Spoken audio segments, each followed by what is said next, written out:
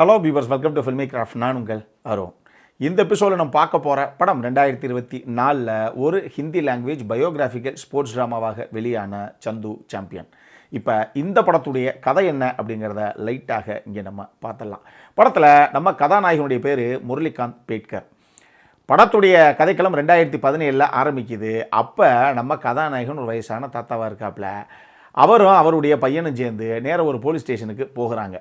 அப்போ அந்த போலீஸ் ஸ்டேஷனில் இருக்கக்கூடிய இன்ஸ்பெக்டர் இருக்கார் இல்லையா, ரைட்டு ஏதோ வயசான பெருசு இங்கே வந்திருக்கு, என்ன விஷயம், எப்பா என்ன நீயே பார்த்து முடிச்சு கொடுப்பா அப்படின்னு சொல்லி அந்த கான்ஸ்டபிள் கிட்ட சொன்னால், அந்த கான்ஸ்டபிள் திருப்பி ஓடி வந்து சொல்கிறாப்புல, ஐயா அவர் உங்ககிட்ட தான் சொல்லுவாப்பிலையா, அவர் ஒரு கம்ப்ளைண்ட் ரிஜிஸ்டர் பண்ணணுமா, என்னையா ரிஜிஸ்டர் பண்ணுறது, இதுக்கு நான் தான் வரணுமா, வாங்கி எழுதியா நீயே கம்ப்ளைண்ட்டா அப்படின்னா, இல்லைங்க அவர் விஷயமே வேறு, அவர் பிரசிடென்ட் ஆஃப் இந்தியா மேலே கம்ப்ளைண்ட்டை நீங்கள் ஃபைல் பண்ணணும் அப்படின்னு சொல்லி வந்து நிற்கிறாரு அப்படின்னு சொன்னால், அந்த இன்ஸ்பெக்டருக்கு ஒன்றும் புரியல, என்னையா சொல்கிற நீ அப்படின்னு போய் கேட்டால், அதுக்கப்புறம் தான் நம்ம ஆள் சொல்கிறாப்புல, ஐயா இதுதான் என் பேர், நான் கிட்டத்தட்ட ஒரு 40 வருஷமாக யாரெல்லாம் பிரசிடெண்ட்டாக இருந்தாங்களோ எல்லாருடைய பேர்லேயும் கம்ப்ளைண்ட்டை ரிஜிஸ்டர் பண்ணணும் இங்கே அப்படின்னு சொல்ல போக, இவருக்கு ஒன்றும் புரியல. சார் இதுக்கு பின்னாடி ஏதாவது காரணம் இருக்குங்களா, திடீர்னு வந்து நீங்கள் மட்டும் பிரசிடென்ட் ஆஃப் இந்தியா மேலே கம்ப்ளைண்ட்டை ரிஜிஸ்டர் பண்ணணும் அப்படிங்கிறீங்களே அப்படின்னு கேட்டால், அப்போ அவர் சொல்கிறாப்புல, இங்கே பாருங்கள் நான் ஸ்போர்ட்ஸில் பெருசாக சாதிச்சவன், 40 வருஷமாக எனக்கு அர்ஜுனா அவார்டு கொடுக்கவே கிடையாது, அதனால் இவங்க மேலெலாம் நான் கம்ப்ளைண்ட்டை ரிஜிஸ்டர் பண்ணணும் அப்படின்னா, அந்த இன்ஸ்பெக்டர் விழுந்து சிரிக்கிறாப்புல, என்னங்க சொல்கிறாப்புல இருந்தாலும், அப்போ 40 வருஷமாக என்ன பண்ண தூங்கிட்டா இருந்த நீயே அப்படின்னு கேட்டால், ஏங்க கொடுப்பாங்கன்னு தான் உட்காந்துருந்தேன், இது வரைக்கும் கொடுக்கவே கிடையாது, இத்தனை பேர் மாறிட்டாங்க யாருமே கொடுக்கல அப்படின்னா, ஆமாம் இந்த அர்ஜுனா அவார்டு எதுக்கு கொடுப்பாங்க அப்படிங்கிறதெல்லாம் ஐயாவுக்கு தெரியுமில்ல, ஸ்போர்ட்ஸில் கேம்ஸ்லலாம் வந்து மிகப்பெரிய அளவில் சாதித்த ஒரு நபருக்கு கொடுக்கக்கூடிய ஒரு அவார்டு அது, அதை ஐயா கேட்குறீங்களே அப்படி என்ன பண்ணீங்க 40 வருஷத்துக்கு முன்னாடி அப்படின்னு கேட்டால், அங்கேருந்து டப்புன்னு ஒரு ஃப்ளாஷ்பேக் ஓப்பன் ஆகுது 1952க்கு. அப்போ நம்ம கதாநாயகனுக்கு ஒரு அழகான குடும்பம், ஒரு அண்ணன் இருக்காப்புல, அப்பா அம்மா இருக்காப்புல, இவர் மாட்டுக்கு 7 சின்ன பையன், ஒரு 10 வயசு பையன் தான் இருக்கும், அது மாதிரி சந்தோஷமாக லைஃப்பை லீட் பண்ணிட்டு இருந்த ஒரு சின்ன பையன் நம்ம கதாநாயகன். அப்போ ஊரில் ஒரு ட்ரெயின் வந்து நிற்கிது, அதுலேருந்து ஒரு நபர் இறங்குறாப்புல, ஒரே ஒன்று கூடி அந்த ஆளை வந்து ரிசீவ் பண்ண போகிறாங்க. என்ன இவ்வளோ பெரிய கூட்டம், அப்படி என்ன அந்த ஆள் சாதிச்சாரு அப்படின்னா, அவர் இன்டர்நேஷனல் லெவல் ஏதோ பெருசாக பண்ணியிருக்காருங்க அப்படிங்கிறாங்க. அப்போ கதாநாயகனுக்கு ஒரு விஷயம் மனசில் பதியுது, ஓ அப்போ இன்டர்நேஷனல் லெவலில் பெருசாக சாதிச்சா இப்படிலாம் நமக்கும் இந்த ஊரே நம்ம மொத்த கிராமமே மரியாதை கொடுக்குமோ, ஓகே நானும் சாதிக்கிறேன் அப்படின்னு அண்ணன்கிட்ட சொல்லிட்டே போகிறாப்புல. அப்போ டேய் சாதிப்பேனா எதிலடா சாதிப்பேன் அப்படின்னு, எதில் சாதிப்பேன் சொல்லு, நான் ஸ்போர்ட்ஸில் சாதிக்கிறேன் அப்படிங்கிறாப்புல நம்ம கதாநாயகன். ஸ்போர்ட்ஸில் சாதிப்போன்னா என்ன ஸ்போர்ட்டு அதை சொல்லு அப்படின்னு கேட்டால், அது எனக்கு தெரியலையே அப்படிங்கிறாப்புல.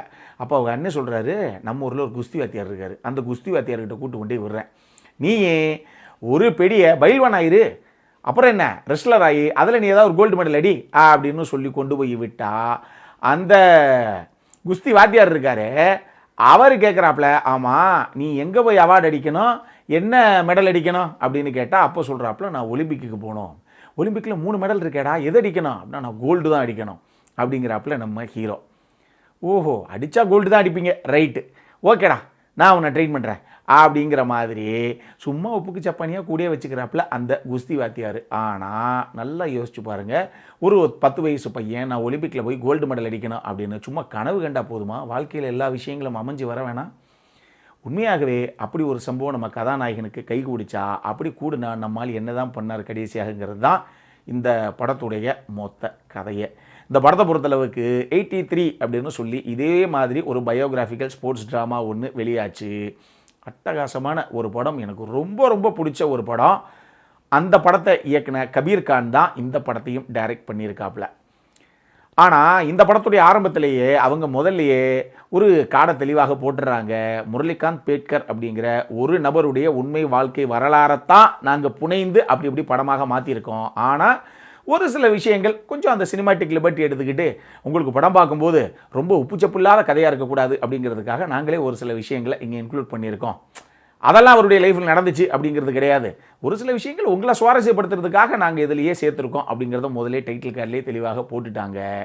இந்த படம் பார்க்கும்போது கூட உண்மையை சொல்லணும் அப்படின்னா, இந்த முரளிகாந்த் பேட்கர் அப்படிங்கிற நபர் ஒருத்தர் இருந்தார் அப்படிங்கிறது எத்தனை பேருக்கு தெரியும், நமக்கெல்லாம் தெரியாது இல்லையா இப்போ வரைக்கும். இந்த மாதிரி ஏதாவது படமாக வரும்போது தானே இப்படியெல்லாம் ஒரு சாதனை பண்ணியிருக்காங்க அப்படிங்கிறதே நமக்கு தெரியும். அந்த மாதிரி இப்படி ஒரு நபர் உண்மையாக இருந்தார், அவர் இப்படி ஒன்றை பண்ணினார் அப்போ அப்படிங்கிற விஷயங்கள்லாம் டாக்குமெண்ட் பண்ணப்படாமல் இருந்தாலோ இல்லை இந்த மாதிரி ஒரு படமாக வெளிவராமல் இருந்தாலோ என்னால் அடித்து சொல்ல முடியும், இந்த கதையில் வரக்கூடிய எந்த சம்பவத்தையும் நீங்கள் நம்ப மாட்டீங்க. அப்படி ஒரு கதைக்களம் தான் இது. இந்த கதையை பொறுத்தளவுக்கு it is an impossible, certainly an impossible story and a man called Muralikant Petkar who made that possible. அப்படி தான் நான் சொல்லுவேன். அந்த மாதிரி ஒரு கதை நம்பவே முடியாது நம்மளால். அப்படி ஒரு சம்பவத்தை தான் இந்த படமாக இவங்க பண்ணி வச்சுருக்காங்க. அவங்க சினிமாட்டிக் லிபர்ட்டி எடுத்து தான் பண்ணியிருக்கேன்னு சொல்லிட்டாங்கன்னு வச்சுக்கோங்களேன். ஆனால் அப்படி ஒரு கதைக்களம் என்கிட்ட கேட்டிங்கன்னா, நம்ம மைதான் ரிவ்யூ பண்ணோம் இல்லையா, அது மைதான் ஆகட்டும், அடுத்து ஸ்ரீகாந்த்னு ஒரு படம் பண்ணோம். இந்த படம் 3வது சந்து சாம்பியன். இது எல்லா படமே நம்மள பல பேர்த்துக்கு ஒரு எண்ண ஓட்டம் ஒன்று உண்டு. இது நிறைய பேர்த்துக்கு உண்டு. அதாவது நமக்கு தான் ஒன்றும் தெரியல, சுற்றி இருக்கவனுக்கு எல்லாத்துக்குமே நிறைய தெரியுது. நம்ம எல்லாரோடையும் பெருசாக ஃபைட் பேக் பண்ணவே முடியல. எல்லாருக்கும் எல்லா ப்ரமோஷனும் எல்லா அவார்டும் அப்படின்னு கொடுத்துட்றாங்க. நமக்கு தான் ஒன்றுமே கொடுக்க மாட்டுறாங்க. ஏன்னா நமக்கு எதுவும் தெரியாது போல் அப்படிங்கிற ஒரு ஃபீல் ஒன்று இருக்கும். ஆனால் ஒரு உண்மை என்ன அப்படின்னா, உங்களுக்கும் எல்லாம் தெரியும். உங்ககிட்ட இருக்கிறத விட திறமை அடுத்தவங்கிட்ட ஒன்றும் பெருசாகலாம் அங்கே யாருக்கும் பெருசாக கிடையாது. ஆனால் நம்மளையே நம்ம நம்புறது கிடையாது. அதுதான் விஷயம்.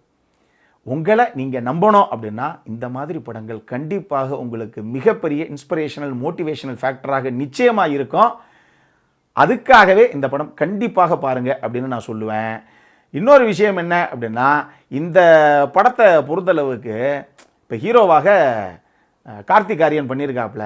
அவரை பார்க்கும்போதெல்லாம் மொத்த படமும் அவருடைய பெர்ஃபார்மன்ஸை பார்க்கும்போது நம்ம பொதுவாக சில படங்களில் சொல்கிறது உண்டு இல்லை, அது ஒன்றும் ஸ்க்ரீனில் பார்க்கும்போது தெரிலங்க, ஆனால் பாவம் எவ்வளோ கஷ்டப்பட்டாப்லையோ அந்த மனுஷன் அப்படிங்கிற ஒரு விஷயம் தோணும் இல்லையா. அந்த மாதிரி அப்படியெல்லாம் சொல்ல முடியாது. இந்த படத்தில் ஸ்க்ரீனில் பார்க்கும்போதே எங்கள் மனுஷனை பெண்ட் எடுத்துட்டாங்களேங்க அப்படிங்கிற ஒரு ஃபீல் தான் வந்தது. அந்த அளவுக்கு எஃபர்ட், அவ்வளவு எஃபர்ட்டு அட்டகாசமாக பண்ணியிருக்காப்புல. விஜய் ராசு ஒரு சப்போர்ட்டிங் காஸ்ட்டில், ஆனால் through out the film travel ஆகக்கூடிய ஒரு கதாபாத்திரம் தான் ஹீரோவுடைய. அப்படி ஒரு கதாபாத்திரம் விஜய் ராசும் சூப்பராக பண்ணியிருக்காரு. இந்த 2 பேர் தான் முக்கியமான நபர்கள் அப்படின்னு வச்சுக்கோங்களேன்.